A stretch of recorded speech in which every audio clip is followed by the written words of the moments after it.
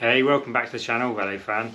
So yeah, continuing on with my little mini-series on Paiste cymbals. This one is not a Formula 602 and it's not as old. I'm not quite sure how old it is. It's probably, I don't know, maybe 80s or maybe 90s. I'm not quite sure, but anyway, it's not as old as the 70s 602s that I've been doing previous to this video.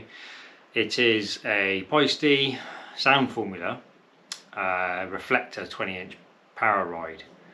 And I got this cymbal just because I wanted a nice pingy ride, and looking at my other cymbals, the Formula 602s, they're not quite that. They're more washy and more overtones, thinner cymbals.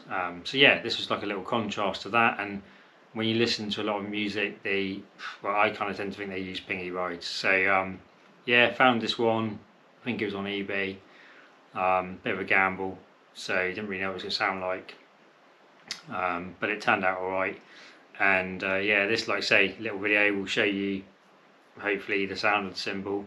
So if you're looking to buy one or make a comparison to your own, that'd be interesting. Or you might just like Paiste cymbals, I don't know. So yeah, so that's the purpose. I've said in my other videos that I stopped playing drums 25 years ago and I haven't done any practice since, but I never brought myself to sell my kit. You know, it's really hard when you're a musician to sell them, even though I haven't played in so long.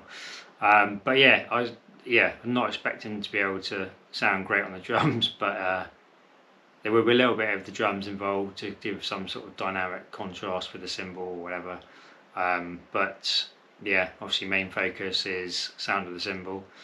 So we're going to have a play, and yeah, I'm using Vic Firth Jack the Jonet sticks. I've used them in all the other videos, even though it's not, I don't normally play Vic Firth, but it's just the sticks I've started the videos with, so I'll continue, just in case that makes a difference to you. But yeah, let us know what you think of this cymbal. We'll give it a go. Cool.